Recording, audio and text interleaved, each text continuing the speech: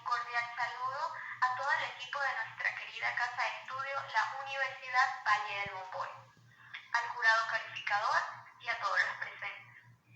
El día de hoy vamos a defender el trabajo de grado que lleva por título El decreto de guerra-muerte a la luz de la Constitución de la República Bolivariana de Venezuela. Autores: Rebeca Briceño y Karina Barón. Para comenzar hablando sobre el decreto de guerra-muerte a la luz de la Constitución, debemos exponer que desde los inicios de los tiempos, en el hombre ha existido un instinto de supervivencia y ambición de poder, que lo ha llevado a una lucha y confrontación de gran magnitud.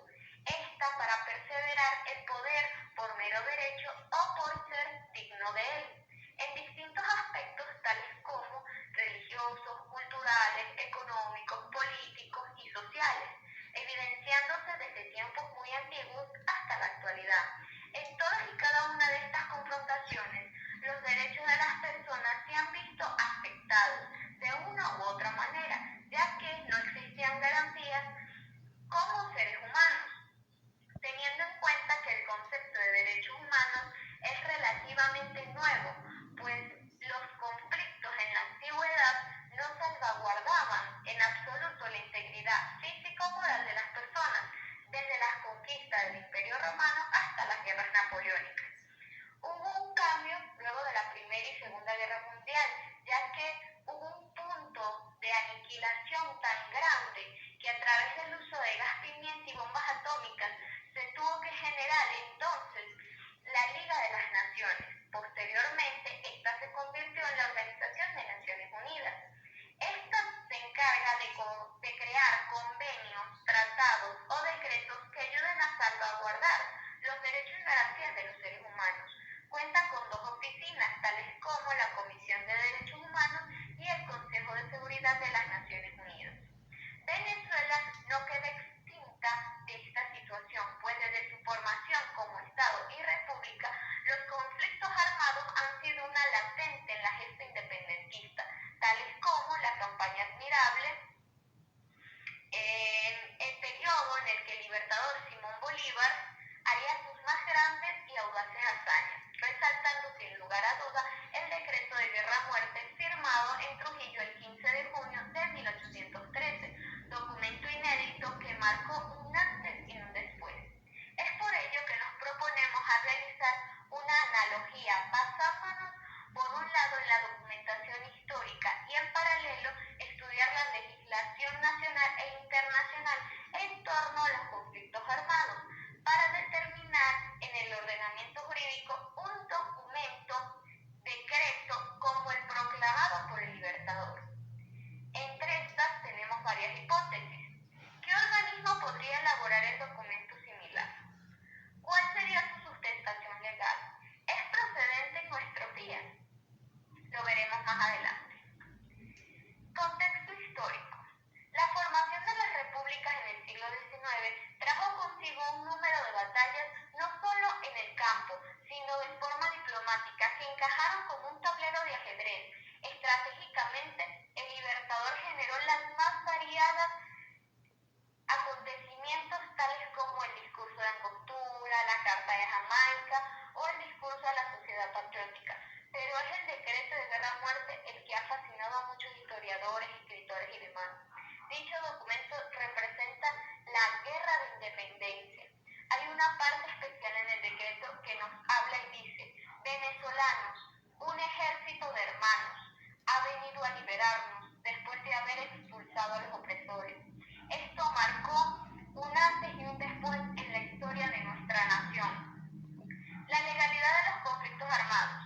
En 1948 se realizó la Declaración Universal de Derechos Humanos.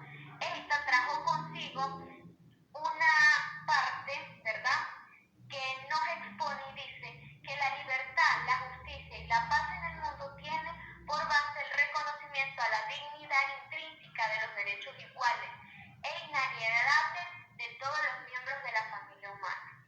¿Qué quiere decir esto? Se conformaron los derechos.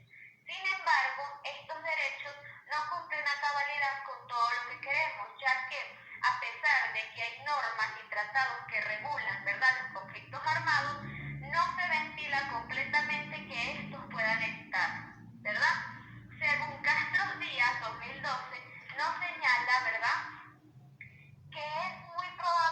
haya normas claras.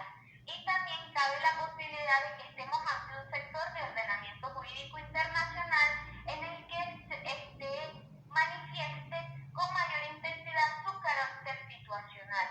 Vemos entonces cómo de manera legal no se ventila realmente una orientación a través de los medios internacionales, ¿verdad? También tenemos, ¿verdad?, que se han visto distintos conflictos.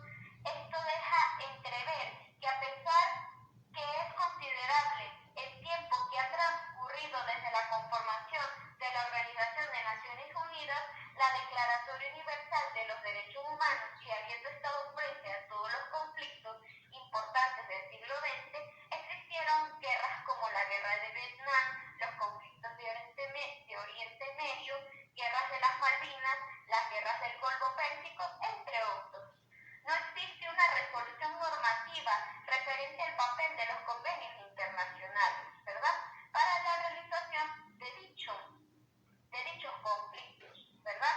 También existe la prohibición del uso de la fuerza en las relaciones internacionales, pero bien, cada Estado tiene su soberanía y no podemos evitar que un Estado decida enfrentarse o no con otro Estado. Esto bien tiene regulaciones que pues traen consecuencias para los Estados, pero son soberanos, ya que los países que conforman la Organización de Naciones Unidas son países democráticos, ¿verdad?, y autónomos.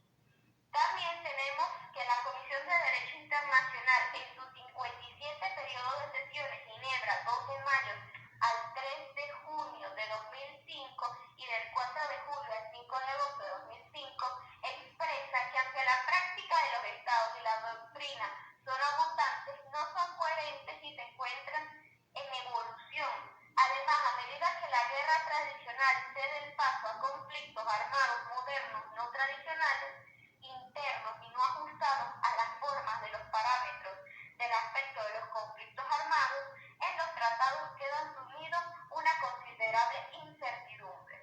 Incertidumbre, ¿por qué? Porque no se ventila una veracidad. También tenemos la diferencia entre el derecho internacional de los derechos humanos y el derecho internacional humanitario. Esto es muy importante, ya que el derecho internacional de los derechos humanitarios, el derecho internacional de los derechos humanos se refiere a un amplio sistema de normas que buscan promover y defender los derechos humanos como inherentes a la condición humana, de los orígenes técnicos, creencias religiosas, ideológicas, orientación sexual o cualquier forma legítima de convivir y expresar la individualidad. Por otra parte, el derecho internacional humanitario representa el conjunto de normas destinadas a proteger los derechos humanos de las personas inmersas en conflictos armados, que no participen o han dejado de participar en los mismos. El derecho internacional humanitario busca disminuir el impacto de los conflictos armados. A la luz de la legislación, aplica el modo en que puede usarse la fuerza o no, la legítima de su uso. Es propio aclarar que las partes involucradas en un conflicto armado deben estar apegadas a una jurisdicción internacional, ya que de lo contrario la situación pasará a ser considerada como un conflicto armado, a ser catalogada como un delito, con las implicaciones penales en el caso que supone.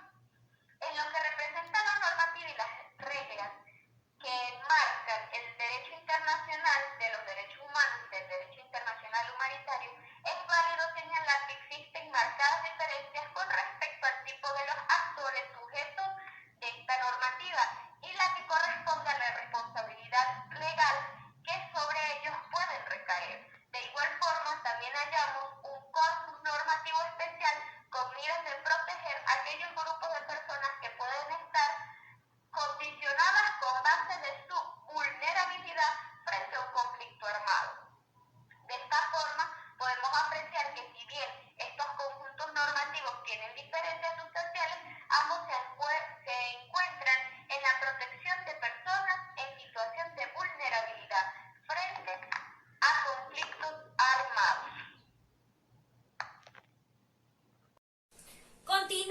acuerdo con el tema que ha estado abordando mi compañera Karina Barone, el decreto de guerra a muerte y la Constitución de la República Bolivariana de Venezuela de 1999, una realidad factible. La Constitución venezolana es profundamente humanista en sus preceptos fundacionales. El Estado democrático y social de derecho y justicia es bandera irrenunciable de esta Constitución y todo acto o decreto jurídico debe estar celosamente ceñido a lo que está en nuestra Carta Magna. Si bien Venezuela desde el punto de vista jurídico salvaguarda la paz como un valor máximo, no es menos cierto que del hecho que el país cuenta con una Fuerza Armada Nacional profesionalizada en la ciencia de la guerra y a la que se suman todos los órganos de seguridad del Estado, siempre y cuando hayan sido creados bajo el amparo de la ley, que en situación de conflicto o ruptura del orden constitucional provocada por factores internos o foráneos, tienen la facultad de usar las armas para restablecer la paz. De igual modo, es válido afirmar que en teorías solo el Estado por medio de la Fuerza Armada ejerce control y supervisión de todo el material bélico existente en el país, quedando bajo su entera responsabilidad la fabricación, almacenamiento y distribución del mismo, tal cual como reza expresamente en el artículo 324 de nuestra Constitución. En consecuencia, el Estado se rige como un garante de paz. Su alcance y naturaleza de los decretos en el ordenamiento jurídico venezolano. Si bien sabemos, la Real Academia Española define el decreto como decisión de un gobernante o una autoridad sobre la materia o negocio que tenga competencia en el ordenamiento jurídico venezolano. El decreto es un mecanismo del que se vale el Poder Ejecutivo para dictar leyes previa autorización de una ley habilitante que le otorga al presidente de la República la potestad de promover dichos decretos con rango, valor y fuerza de ley, considerándose como una delegación legislativa que se le otorga al presidente de la República por un tiempo determinado previamente discutido y aprobado.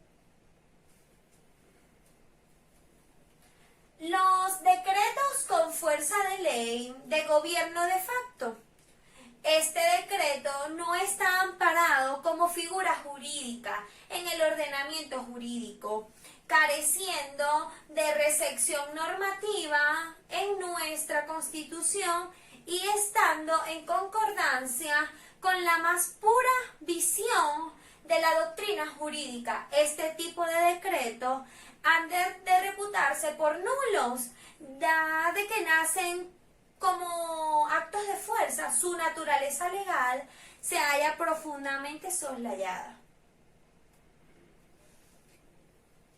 Los decretos con fuerza de ley de gobierno de iure.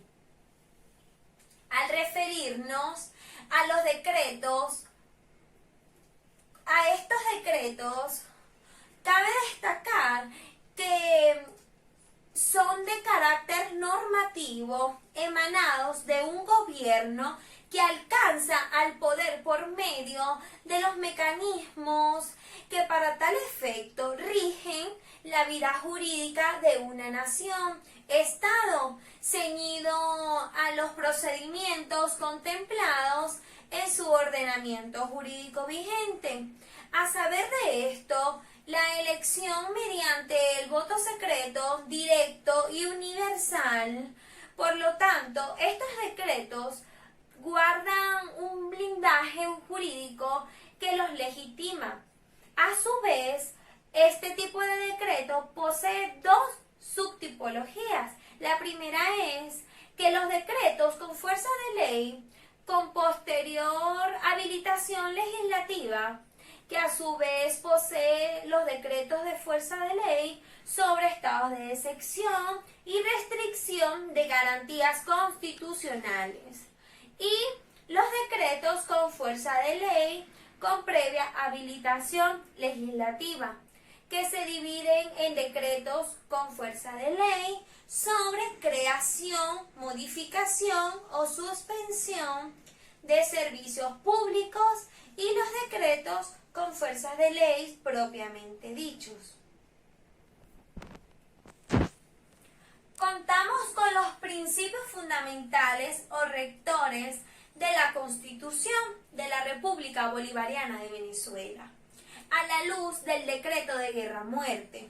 En sus principios fundamentales, la Constitución de la República presenta 9 artículos que representan en la columna vertebral del ordenamiento jurídico del país, en su título 1, relativo a los principios fundamentales. Ahora bien, cabe destacar que cierto número de estos artículos vienen a estar íntimamente relacionados con el paralelismo de una futura o supuesta relación de conflictos armados en el país, y como el Estado venezolano busca de sus cimientos soluciones alternas que eviten en la materialización de una guerra. Ante ellos podemos destacar que en su artículo 1 nos establece que la República Bolivariana de Venezuela es irrevocablemente libre e independiente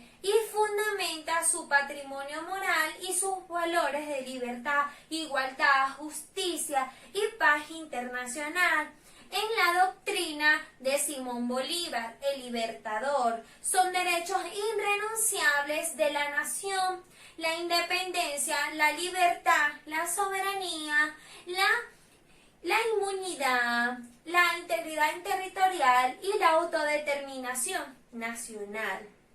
Como también en su artículo 2, que Venezuela se constituye en un Estado democrático, social, de derechos y de justicia, que propugna como valores superiores en su ordenamiento jurídico y de su actuación la vida, la libertad, la justicia, la igualdad, como también los establece en el artículo 3 y en el artículo 5. En estos principios se rigen mucho los valores fundamentales del Estado venezolano. En conclusión, la guerra en sí misma presenta una derrota, la derrota de la diplomacia, del imperio de la ley, del entendimiento y el diálogo como herramientas para dirimir conflictos de forma civilizada y honorable. En la historia universal ha sido el escenario de los más oscuros e infames periodos de la humanidad. Sin embargo, la historia de la humanidad no está completa sin la historia de sus conflictos, ya que las guerras han sido el motor que ha impulsado a las sociedades hacia profundas transformaciones que van desde lo tecnológico hasta lo social. El mundo ha sido dibujado con la pluma y la espada, si nos permitimos la metáfora. En Venezuela se darían campañas y batallas determinantes que marcarían lo que a la postre sería la derrota de la colonia española y el inicio de nuestra era republicana. Y es precisamente en Venezuela, en el año 1813, donde se da uno de los movimientos más audaces y polémicos de la gesta heroica, ya que en el 15 de junio de 1813, en la provincia de Trujillo se firma el decreto de guerra-muerte. Simón Bolívar lanzaría el decreto de guerra-muerte, un documento que marcará un antes y un después de la guerra de la independencia, puesto que esto que llama en primer lugar a cerrar filas y tomar partido claro y definitivamente por un bando. Quien no apoya a los patriotas está a favor de la colonia española y será considerado traidor y enemigo de la causa, siendo tratado en consecuencia. Gracias por su atención.